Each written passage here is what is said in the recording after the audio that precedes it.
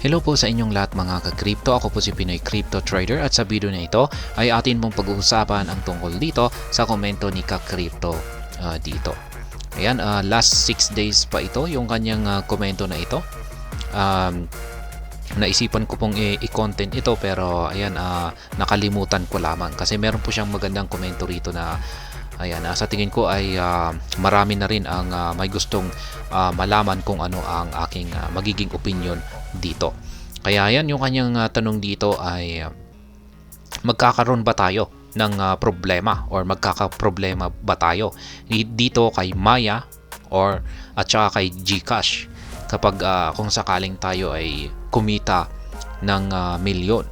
Ayan, kung sakaling kumita tayo ng milyon at siguro ay i-withdraw na natin ito, ay magkakaroon kaya tayo ng problema.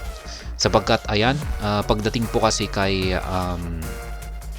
CoinsPH, ayan, marami po akong nababasa dito kay CoinsPH na ayan, ayon po kay ka-crypto rito ay meron daw po kasing kumita ng 100k or 100,000 pesos yung kanyang kinita dito bilang isang trader ng crypto. Ngunit ang nangyari raw ay biglang hindi daw po niya mabuksan yung kanyang account o yung kanyang CoinsPH account. Kaya yan po yung nakakatakot dito. Yan, 100k pa lamang yan. Wala pa yan sa 1 million ay ganyan na po yung nangyari sa kanyang account. Pero yan, hindi po natin alam. Wala po tayong patunay kung totoo nga ba yan. Ayan, or hindi natin alam. Kaya ayan, pero bago ko sabihin yung aking sariling opinion dito, ay nais ko lamang po munang magbigay ng linaw sa aking disclaimer. Kung saan ang nilalaman po ng video na ito ay hindi po ito isang financial advice. For education and information purposes lamang po ang layunin nito. Maliban po dito ay nais ko na rin pong magbigay babala na wala pong kahit anumang group chat ang Pinoy Crypto Trader. At ayan, gaya ng sinabi ko kanina ay wala pa naman po tayong hindi ko pa kasi nararanasan ito kay CoinsPH. Yung kung pag kumita ka ng 100k or 1 milyon ay hindi mo na mabubuksan yung CoinsPH account mo. Yan, kasi matagal na po akong umalis kay CoinsPH. Yan, noong iilan pa lamang yung kanyang mga available na listahan sa kanyang mga cryptocurrencies ay nagsialisan ako. Yan po yung time na nag-uumpisa pa lamang yung Coins Pro nila. Yan. Siyempre, lumipat na ako dyan kasi ayan, hindi po ako nakontento sa kanilang platform. Kaya ayan, hindi ko pa nararanasan yung ganito, yung i-close na lamang yung account mo pag ikaw ay kumita ng malaking amount. Pero marami po akong nababasa at marami po akong naririnig na kumakalat na mga users na ganyan po yung kanilang mga naranasan dito sa paggamit kay CoinsPH. Kaya ayan, kung maraming nagsasabi ay mukhang ayan nga. Ngayon ay ang tanong ni ka-crypto rito ay ganun din kaya itong si Paymaya or si Maya at saka si GCash. Ayan, na kung sakaling ikaw ay kumita ng malaking amount dito bilang isang crypto trader ay bigla na lamang kayang iipitin ang account mo or ilalak. Yan po yung tanong dito ni ka-crypto. Ngayon ay ang masasabi ko naman po rito ay wala po akong ideya kung ganyan na rin po yung sasapitin ng mga users nito kung kumita sila ng ganito kalaking amount. Ayan. Pero ang tanging maipapayo ko rito ay meron naman po tayong solusyon dyan para hindi po tayo umabot yan sa ganitong sitwasyon. Yan, yung gagawin lamang po natin ay syempre huwag po tayong maglalagay ng malaking amount dito kay CoinsPH, Maya at saka GCash. Sabihin natin na tayo ay bumili ng sabihin na lamang natin ay si Bitcoin. Yan na lamang po gamitin natin na halimbawa. Si Bitcoin. Ayan. Ngayon ay meron tayong nabili na Bitcoin noong mababa yung kanyang presyo. sabihin natin napakababa yung nabili natin na presyo nito at ngayon ay biglang nagkaroon na siya ng price surge. Sabihin natin ay sumapit na ang Bitcoin halving at bigla itong sa hindi inaasahan ay bigla itong sumabog at umakyat ito at nagtala ng kanyang panibagong peak or mataas na all-time high na presyo. Sabihin natin ay umabot na sa 100,000 plus yung kanyang presyo. At yan ay kumita po tayo ng malaking amount. Ngayon ay yung gagawin po natin dyan ay yan, considering na yan po ay nakalagay sa ating private wallet. Ayan, private wallet po. Nakalagay po yan sa private wallet. Yan, balikan pa muna natin nung sabihin natin ay nung mababa pa ang presyo ni Bitcoin. Sabihin natin ay dito po tayo bumibili ng crypto. Dito kay Maya at saka kay GCash. Yan, sabihin natin ay bumibili tayo rito ng Bitcoin ay ang payo ko rito ay wag po nating ilalagay dito. Yan, wag po nating gagamitin na wallet ang Maya at saka GCash. Yan, ang gawin po natin ay gamitin natin yung mga private wallet natin. Pagkatapos natin bumili ng Bitcoin dito kay Maya at saka kay GCash ay isend po natin sa ating private wallet para i-long term hold ito. Ayan. Marami namang mga private wallet dyan na safe na pwede po natin gamitin.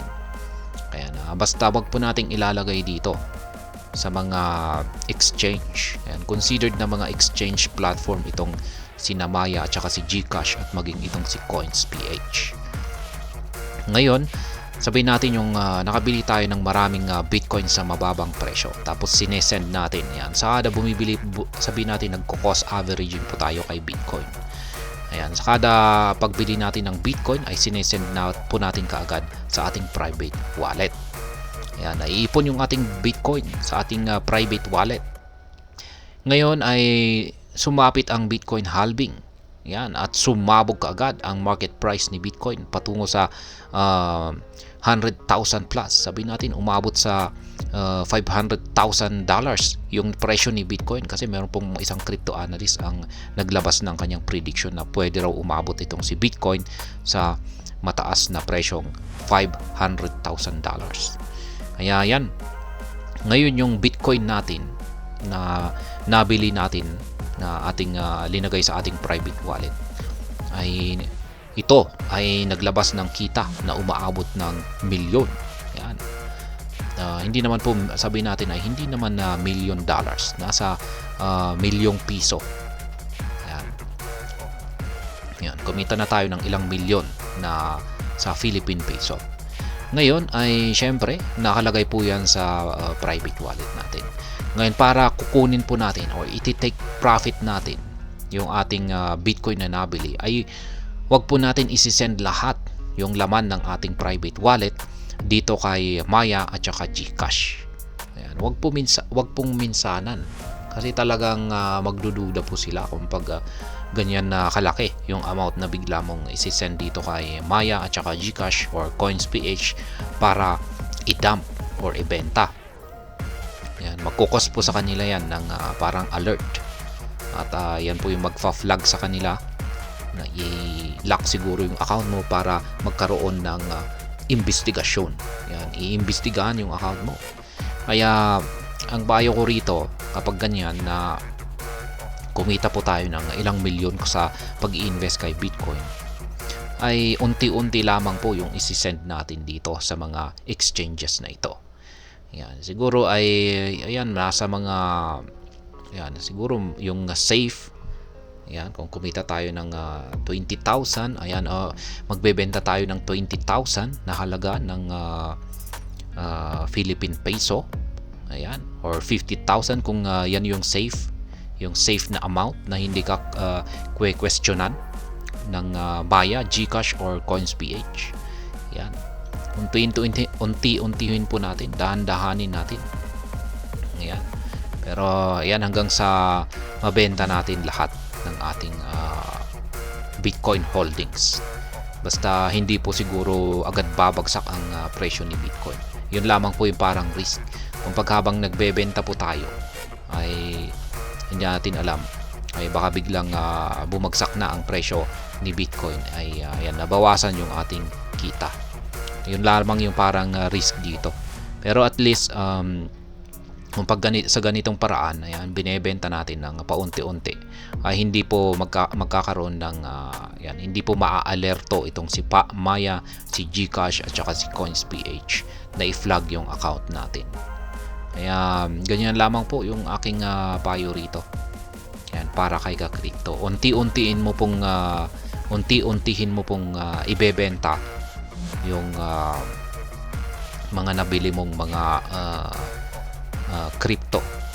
Yan, dito sa mga exchange, local exchange natin dito sa Pilipinas na si Maya, GCash at saka si Coins.ph. Yung ginagawa po kasi ng iba ay ginagamit na rin po kasi nilang wallet ang mga exchange na ito, mga local exchange na ito. Yan, dito na rin po nila ini-store yung kanilang mga holdings na mga cryptocurrencies. Kaya dito po lumalaki at syempre nakikita po yan ng mga nagmamanage dito sa mga local exchange. Nakikita po nila yan. At habang lumalaki yung hawak mo, yung holdings mo, ay mas lalong umiinit yung kanilang paningin dito. Kaya hindi ko po ina-advise na mag-store or mag-accumulate or mag-hold sa mga exchanges or sa mga local exchanges. Mas maigi na ilagay po natin ito sa mga private wallet natin. Tapos gamitin lamang po natin ang mga exchanges na ito, ayan, either para bumili or magbenta ng ating take profit or magbenta ng ating profit. Pero yan, gaya ng sinabi ko kanina, ay wag po tayong magbebenta ng malaki. Unti-untiin po natin. Kasi magkukos na rin po yan ng flag sa ating account. Kaya yan lamang po, ganyan lamang po kasimple. Yan, kasi dito wala naman po talaga tayong magagawa rito. Kung ganyan na biglang linak yung ating account dahil sa nakita nila na nagtra-transact po tayo ng malaking amount, ay wala po talaga tayong magagawa dyan. Ayan, para raw malusutan ito or ma-unlock yung ating account ay kailangan daw po nating mag-provide ng kung ano-anong mga documents, yan, mga patunay na mga documents, mga legal documents. Halos ibigay mo na lahat ng mga information mo na nagpapatunay na ikaw yan. Ayan, ay tapos aabutin pa ng napakatagal. Ayan, tapos sa bandang huli ay hindi mo rin pala marirecover pa rin, patuloy pa rin na nakalock yung account mo. Kaya ayan, para maiwasan po natin yan ay ganyan lamang po yung masasabi ko rito. Gamitin lamang po natin ang mga local exchanges natin bilang isang daan para bumili at saka magbenta. Wag po natin gagamitin ito na wallet or storage ng ating mga crypto assets. At ayan, hanggang dito na lamang po tayo sa video na ito. Sana po ay inyong nagustuhan ang aking paliwanag dito. Kung inyo po itong nagustuhan, pakiclick lamang po ang like button nito. Para naman po sa mga bago lamang dito, kayo po ay aking inaanyayahan para mag-subscribe. Pakiclick na rin po ang bell icon nito dahil ito po ang siya magsisilbing notification nito sa mga bago kong videos na akin pong ina-upload sa aking YouTube channel na ito. Marami pong salamat sa panunood. Ingat po tayo lagi at God bless po sa ating lahat.